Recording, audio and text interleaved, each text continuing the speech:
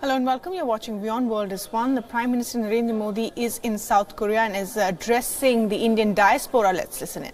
दी के समय में कहते हैं, अच्छा कौन है, कहाँ से है?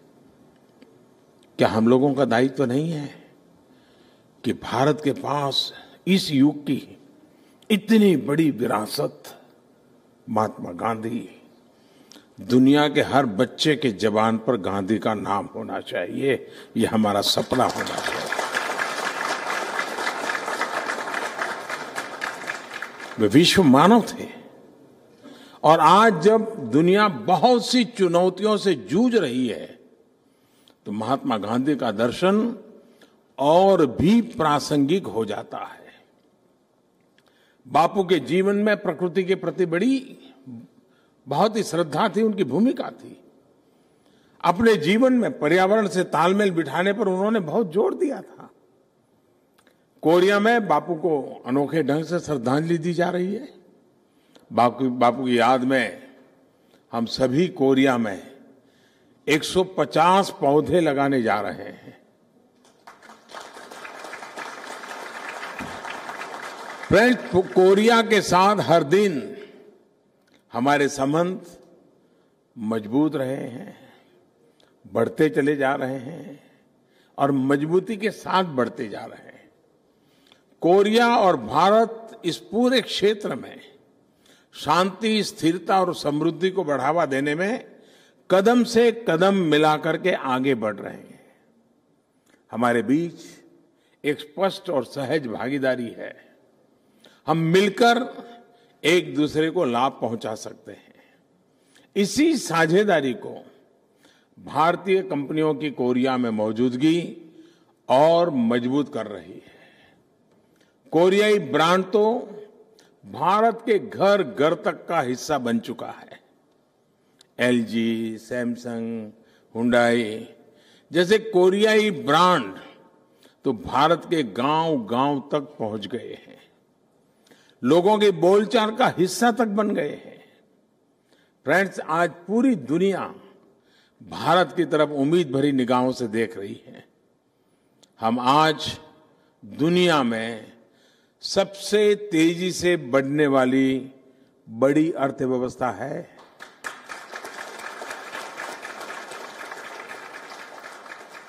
हमारी इकोनॉमी मजबूत हुई है। 2014 के पहले हम यही सुनते थे कि भारत यानी फ्रेजाइल 5 में एक। हम तो डूबेंगे सनम, तुम्हें भी ले डूबेंगे।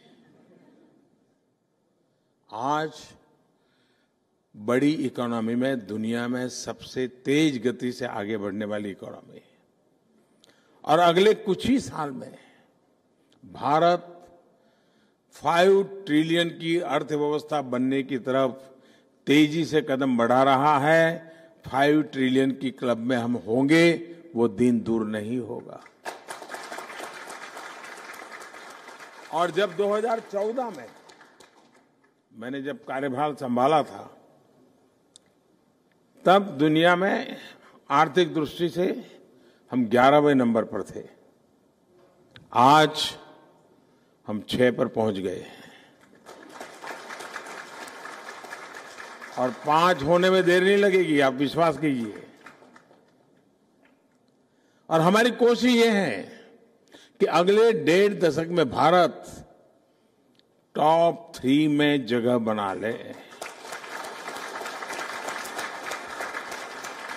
फ्रेंड्स, भारत में पिछले 4.5 साल में हम ईज ऑफ लिविंग और ईज ऑफ डूइंग बिजनेस सुनिश्चित करने में जुटे हैं। निरंतर हो रहे आर्थिक और सामाजिक सुधारों के कारण हम सफलता भी प्राप्त कर रहे हैं। सबसे बड़ा indirect tax reform, goods and service tax, GST आज सिस्टम का हिस्सा है। सरदार वल्लभ भाई पटेल ने देश को एक किया था। उसके बाद आर्थिक रूप से देश के एकीकरण का काम जीएसटी के द्वारा हुआ है। हमने कैशलेस इकोनॉमी की तरफ दृढ़ता से कदम बढ़ाए हैं। हमने फिस्कल डिसिप्लिन को कायम रखा है।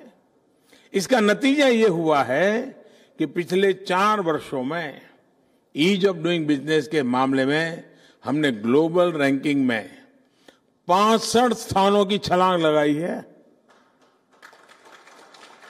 और दुनिया को अचरज हो रहा है कि इतना बड़ा देश, इतनी विविधताओं से भरा हुआ देश, डेवलपिंग कंट्री, ये इतना बड़ा जंप लगा सकता है क्या?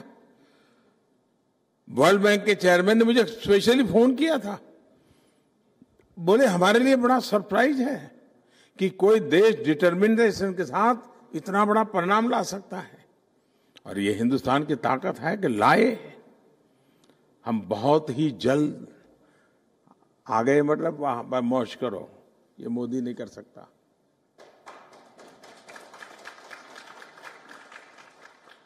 और मैंने जिस दिन ये परिणाम आया, इतना बड़ा जंप लगाया, लोग खुशी मना रहे थे, मैंने कहा मुझे वादा करो 50 में कैसे जाएंगे,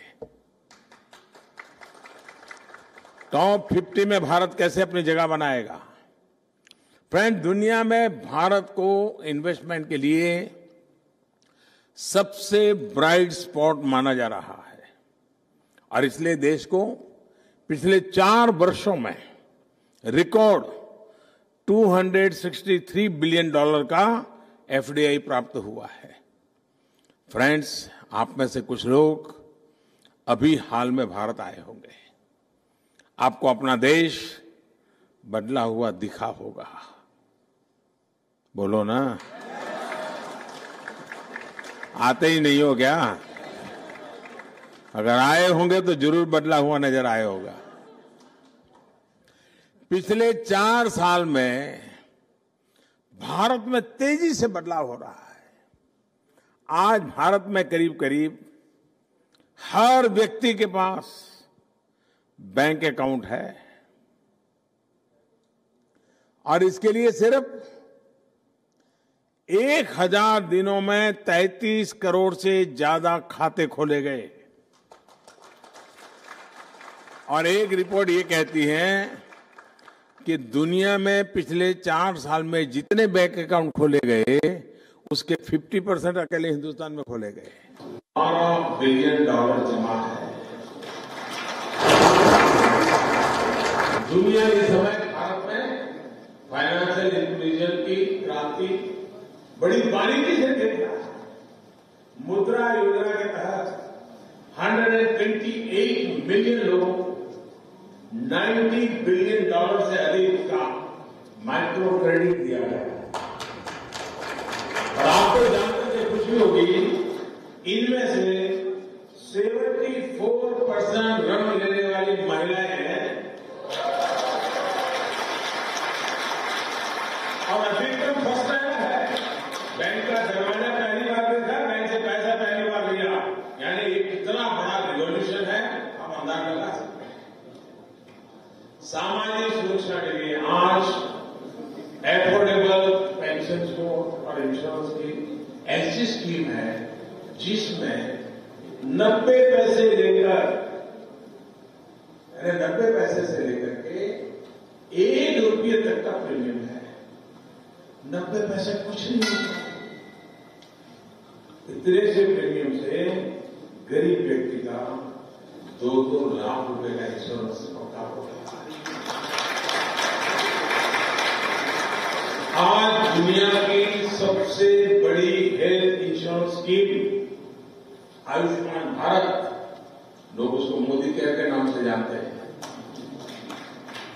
50 करोड़ लोगों को मुफ्त इलाज मिल रहा है। अरे 50 करोड़ लोगों को मुफ्त इलाज मिल रहा है। अमेरिका, कनाडा, मैक्सिको, इनकी टोटल पॉपुलेशन से ज्यादा, और ये हिंदुस्तान कर रहा है।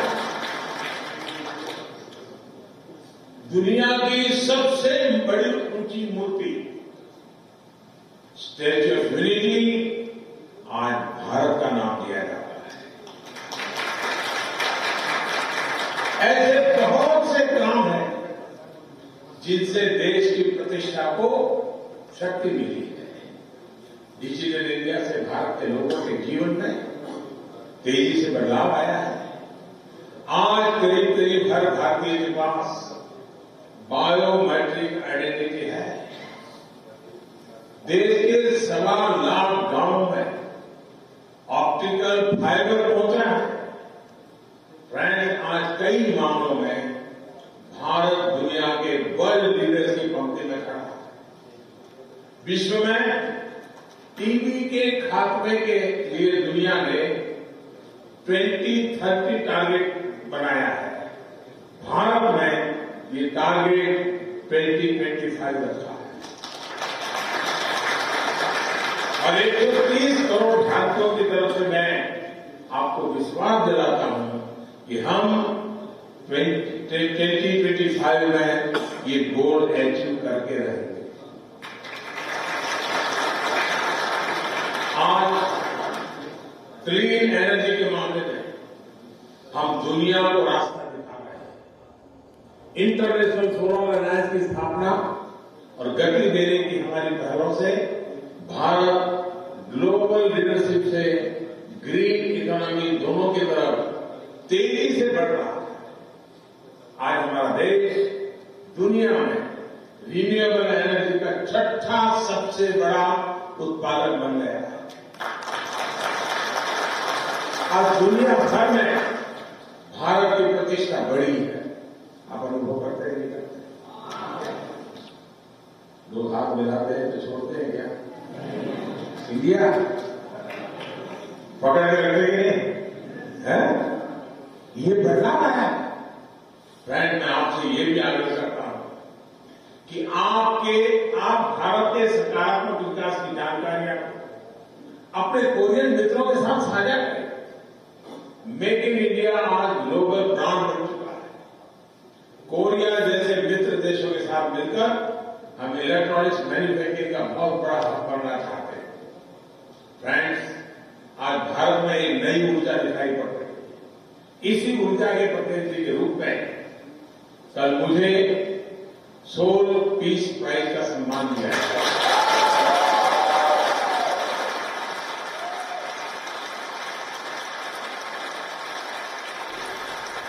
The British Prime Minister Theresa May met with the President of the European Union, Jean-Claude Juncker, to seek concessions on the Brexit deal. May said that she held a constructive meeting with Juncker in Brussels. Now, the British Prime Minister pressed for legally binding changes to the Irish backstop again, adding that there was some progress in the talks. Listen in. And while so far the European Union has refused to reopen the treaty or to add new text to it, which would put a time limit to the backstop, the Secretary of State for exiting the European Union, the Brexit Secretary and the Attorney General will be in Brussels tomorrow for further talks. While Theresa May was negotiating concessions in the deal, anti-Brexit demonstrators, dressed in unicorn onesies gathered in Brussels. Now, protesters said that May was chasing unicorns and they didn't want to disappoint her. They said that unicorn was a mythical beast, but a lot of people in the UK still believed in it. And those images on your screens of those demonstrations. Well, meanwhile, Theresa May faced yet another blow. 3 lawmakers from Britain's governing Conservatives quit the party. The lawmakers support a second European Union referendum. They have long said Theresa May's Brexit strategy is being led by conservative Eurosceptics. They will be joining a new independent group in Parliament set up by 7 former opposition Labour politicians.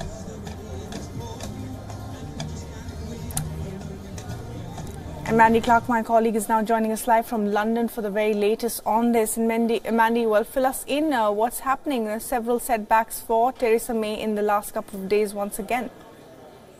Yeah, absolutely. And worse still, her Home Secretary, Sajid Javid, spoke and said, look, the possibility of a no-deal Brexit has gone up in the last few weeks simply because May cannot get a solution to that backstop deal. She admitted today, just an hour ago, that time is of the essence, that essentially they're running out of time to get a deal through. That means a no-deal Brexit, which would be terrible for Britain, as well as the EU, might come to pass. That level of frustration has caused this independent party to form. The Labour left the stewardship of Jeremy Corbyn because they feel like he secretly supports Brexit. And he always made his support of an idea to leave the European Union. He's never really supported a vote, so they're frustrated with his stance. They left to form this independent party. More surprising, we're seeing Conservative, the ruling Conservative Party, they're frustrated the way Theresa May's running it, so they've done this independent party, but that will likely have little effect on what's happening because we're really running out of time. March 29th is the deadline. Absolutely, Mandy. Thanks very much indeed for joining us with the very latest there.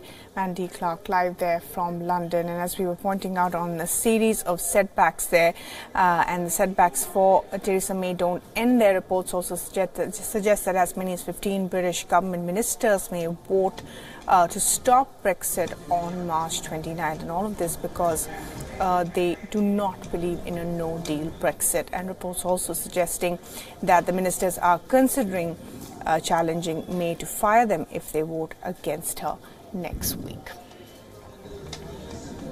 And in other news now, the Saudi Crown Prince Mohammed bin Salman has arrived in China on the last stop of his Asia trip. Now, China is Saudi Arabia's biggest trading partner, and Prince Mohammed bin Salman touched down in China this morning following earlier visits to India and Pakistan. The Crown Prince was greeted by a number of Chinese officials upon his arrival at the airport. Now, Mohammed bin Salman is scheduled to meet the Chinese government officials and the President Xi Jinping tomorrow. China is Saudi Arabia's largest trading partner, outstripping nearby European nations and close ally, the United States. In 2018, imports from Saudi Arabia reached $46 billion. At the G20 in Argentina late last year, when most leaders shunned Mohammed bin Salman in the wake of the Jamal Khashoggi murder, President Xi was one of the few leaders to be photographed warmly engaging with the Saudi Crown Prince. And Mohammed bin Salman is due to visit South Korea after visiting Beijing. And while the Saudi Crown Prince may have arrived in China, but the growing friendship between Iran and Beijing cannot be ignored as well. China, it seems, is attempting a balancing act of its own. After visiting India and Pakistan, Prince Mohammed bin Salman has arrived in China with an aim to further expand the kingdom's influence in Asia. But his visit follows one earlier this week by an all-packed high-powered delegation of Saudi Arabia's strategic rival, Iran. It was just yesterday when President Xi Jinping met with the visiting Iranian Parliament Speaker Ali Jiani at Beijing's Great Hall of the People. President Xi even went on to say that China's resolve to develop a comprehensive strategic partnership with Iran remains unchanged. Both nations have agreed to set up communication and coordination to advance their cooperation and strengthen exchanges in areas of security, counterterrorism and culture. Now, President Xi's statement is significant given how Iran and Saudi Arabia have been locked in a fierce struggle for regional dominance for years. But for now, all eyes are on the crucial meeting between President Xi and Mohammed bin Salman tomorrow as he attempts to build greater confidence with the Chinese leadership.